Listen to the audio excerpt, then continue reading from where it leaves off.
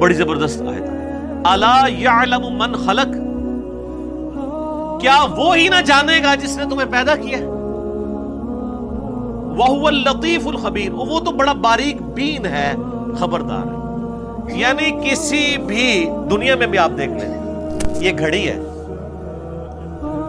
گھڑی تو ہم پہنتے ہیں، ٹائم دیکھتے ہیں، بہت انفارمیشن ہے اس کے بارے میں، لیکن سب سے زیادہ انفارمیشن اس کے پاس ہوگی جس نے اس گھڑی کو بنایا ہے، اس کو ڈیزائن کیا ہے، اس میں گیئرز کا سسٹم رکھا ہے، پھر ان کو ایک مینیجبل فارم میں جوڑا ہے، پھر سیل لگائی ہے، اس کو واٹر پروف کرنے کے لیے اس کو جوڑا ہے.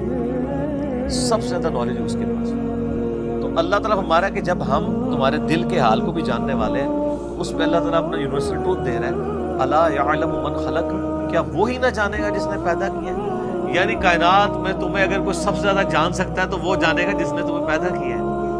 سورہ نجم میں آیا نا کہ وہ تو تمہیں اس وقت سے جانتا ہے جب کہ تم ایک ایمبریو کی شکل میں تھے. تو اپنے آپ کو نہ کہا کرو کہ میں بہت نیک ہوں، وہ جانتا ہے تم میں سے کون پرہیزگار. انسان کی کیا اوقات ہے. وَالَّذِي جَعَلَ لَكُمُ الْأَرْضَ ظَلُولًا فَامْشُوا فِي مَنَاكِبِهَا، وہی اللہ ہے جس نے زمین کو نرم کر دیا ہے تاکہ تم اس میں اطمینان سے چلو اس کے راستوں میں. وَكُلُوا مِن رِزْقِهِ، اور کھاؤ اس میں سے جو رزق تمہارے لیے اس نے پیدا کیا ہے. وَإِلَيْهِ النُّشُورُ، اور اسی کی طرف تم کو اٹھ کر جانا ہے. دیکھیں اس زمین سے اللہ نے انسان کو اٹھایا، اس زمین کو خوراک کا ذریعہ بنایا، اس زمین میں ہی لوٹائے گا. چاہے آپ قبر کے اندر پہنچ جائیں، چاہے آپ کو جلایا جائے، راکھ پھر زمین میں ہی جائے گی. آپ ایئر کریش میں ختم ہو جائیں، آپ زمین میں ہی آگے ختم ہوں گے. آپ سمندر میں ڈوب جائیں، آپ زمین میں ہی ختم ہو گئے. جو کچھ ہے اسی زمین کے اندر ہی ہوگا، اور اسی زمین سے اس نے تمہیں اٹھانا ہے. أَأَمِنْتُم مَّن فِي السَّمَاءِ أَن يَخْسِفَ بِكُمُ الْأَرْضَ فَإِذَا هِيَ تَمُورُ، کیا تم بے خوف ہو گئے اس ہستی سے جو آسمانوں میں ہے کہ وہ تمہیں زمین میں غرق کر دے اور زمین تھر تھر کانپنے لگے. یعنی اللہ تعالیٰ سے بے خوف ہو کہ اگر اللہ تعالیٰ نافرمانی کے سبب چاہے تو تمہیں زمین میں دھسا سکتا ہے. ام امنتم من فی السماء ان یرسل علیکم حاصبا، یا تم بے خوف ہو گے اس ہستی سے جو آسمان میں ہے کہ وہ بھیج دے آسمان سے تم پر پتھر، بارش کی جگہ پتھر کا برساؤ کر دے تم. فستعلمون کیف نذیر، تب تمہیں پتہ چل جائے گا کیسا ہوا میرا ڈر سنا.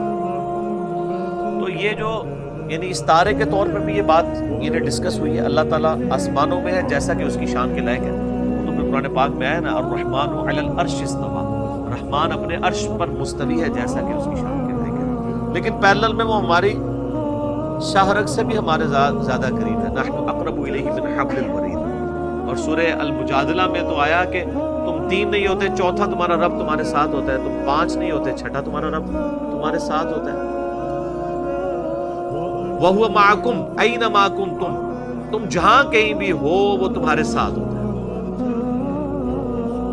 یعنی اللہ تبارک و تعالی انسان کی شارک سے زیادہ قریب ہے جیسا کہ اس کی شان کے لائق ہے، اور اس کا تخت حکومت عرش پہ ہے، اس پہ وہ مستوی ہے جیسا کہ اس کی شان کے لائق ہے. یہ متشابہات میں سے صرف ایمان لانا ان پہ ضروری ہے.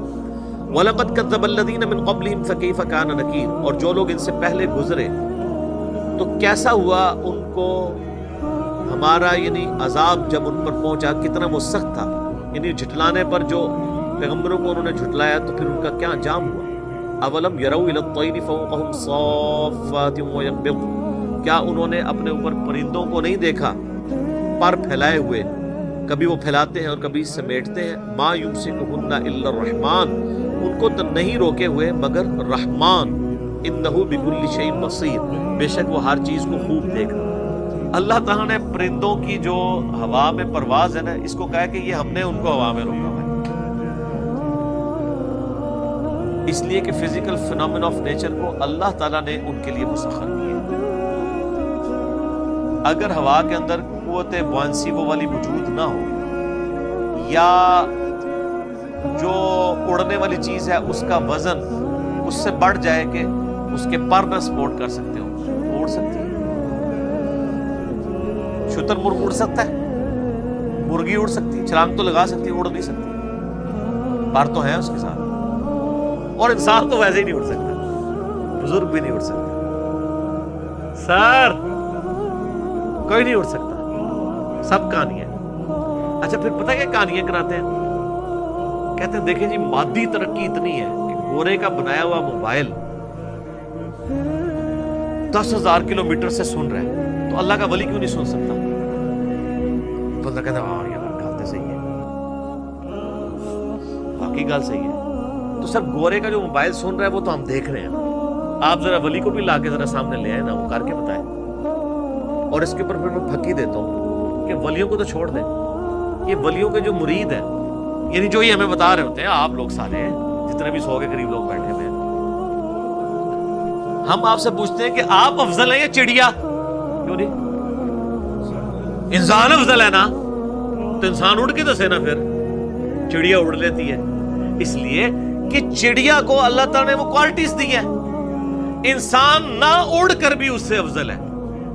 तो बुजुर्गों को उड़ाने से आपको क्या फायदा मिलना है? अफजलियत करने के लिए उड़वाना है? तो बुजुर्गों के मानने वाले तो चिड़िया से अफजल है। तो अभी हम चेक कर लेते हैं, चिड़िया को तुमने उड़ते हुए देखा है? कोई मुरीद बुजुर्गों का उड़ के बताए? नहीं उड़ सकता, सब बुजुर्ग भी नहीं उड़ सकते, ये पॉसिबल ही नहीं है। अल्लाह ने इंसान को उन चीजों के साथ जोड़ा हुआ है। ये जो सहाबा किराम के घोड़ों की कस्में अल्लाह ने याद फरमाई है कि वो मैदान जंग में वल आदियाति ज़बहा फलमूरियाति क़दहा फलमुगीराति सुबहा, आगे जाके वो लड़ते हैं। तो सर घोड़ों की जरूरत थी, बुजुर्ग सहाबा तो बुजुर्ग जब उड़ लेते हैं, सहाबा किराम तो ऊपर से जनाब ऐसे तलवार चला के तो उनके ऊपर हमलावर हो जाते हैं, जैसे अब अबीले। सब कहानी है, इस तरह नहीं होता। दुनिया बकदरे एफर्ट है।